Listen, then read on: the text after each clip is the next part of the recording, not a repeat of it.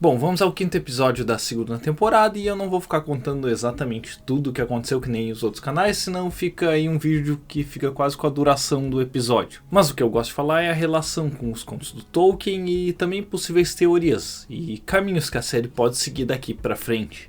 Esse episódio já começa com os 7 anéis dos Senhores Anãos sendo mostrados, o Durin III pega o dele e aí já começam algumas diferenças.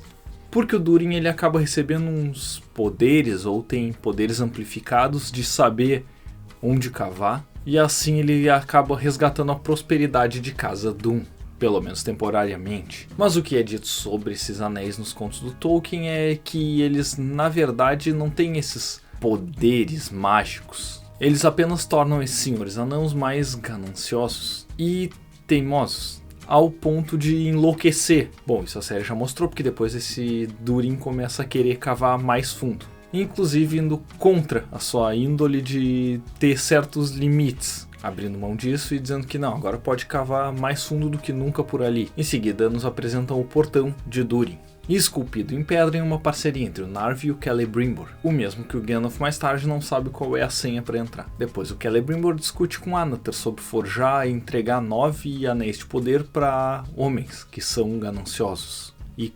facilmente corrompidos. Mas aí lembra de alguns bem importantes, o Eärendil, o Tuor e o Beren. O Eärendil tem vídeo aqui no canal e ele é o pai do Elrond e do Elros, primeiro rei de Númenor. O Tuor também, ele foi casado com a Idril e tem diversas heranças muito importantes para Númenor. E o Beren, de certa forma, é uma parte da história do Tolkien com a sua esposa Edith, o romance entre o Beren e a Lúthien, que juntos conseguem extrair lá na Primeira Era uma Silmaril da coroa do Morgoth. Só isso. E aí a gente vai enxergar Númenor, já com o Farazôn com o cetro de rei na mão, começando a almejar coisas maiores e invejando essa imortalidade que os elfos têm e dizendo que eles avistam eles e riem porque eles vão morrer em algum momento. E no final é isso que vai destruir esse reino. E algo que me incomoda é um certo protagonismo. Em Númenor a gente vê bastante isso, de personagens não canônicos e de certa forma chatos. O filho playboy do Farazôn agindo como o Joffrey do Game of Thrones e a filha do Elendil ditando regras. O Farazôn também ele vai dar uma olhada no Palantir e isso é outra questão que me incomoda. Porque essas pedras elas não viam o futuro ou possíveis futuros como o Espelho da Galadriel. Elas apenas serviam para se comunicar uma com a outra.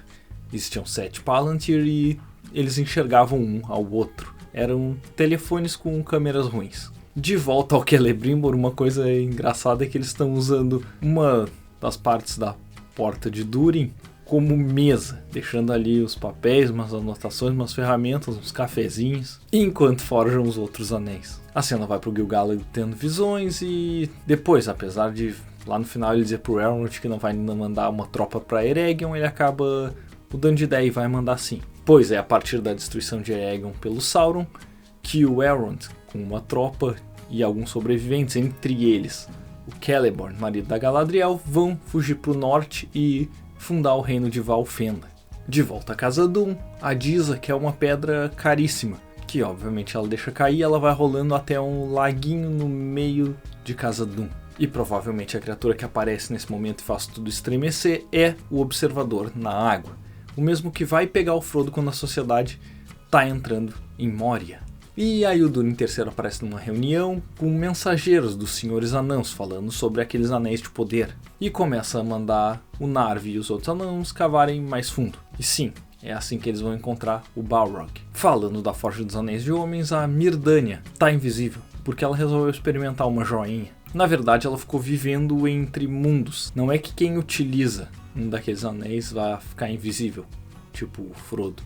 Ele é não visto pelos outros, porque ele fica entre o mundo dos vivos e o dos mortos. É um mundo invisível. Mas é estranho ela não ter visto Annatar como ele realmente é, pois o Frodo, quando usa um anel, vê o Rei Bruxo e os outros espectros como eles realmente são em suas formas fantasmagóricas. Ela até descreve algo que é o Sauron, mas não identifica que aquele Maia é ele. De volta a Númenor, talvez a cena mais triste desse programa, que é quando os fiéis são expulsos do templo e o Valandil é apunhalado pelo Playboy pelas costas. Uma coisa legal dessa cena é que aparece uma estatuazinha da Vala em Enna, associada à dor e à tristeza, mas também à piedade e à coragem. Também Valandil dizendo que os homens do rei não são bem-vindos ali. E é a primeira vez que a gente ouve essa nomenclatura e divisão entre fiéis e homens do rei. Isso porque Númenor já estava polarizado naquela época. Acontecem mais algumas cenas em Casa Dûn e com o Celebrimbor sendo manipulado pelo Anatar. E por fim termina com orcs chegando perto de Eregion, e o Adar, que capturou a Galadriel, propondo uma sociedade contra o Sauron. No geral, eu acho que sobre esse episódio era isso que eu tinha pra falar, que eu me lembre. E pra não dizer que eu fico só reclamando, eu vou reclamar de mais alguma coisa. Pra mim, tá parecendo muito mágico tudo.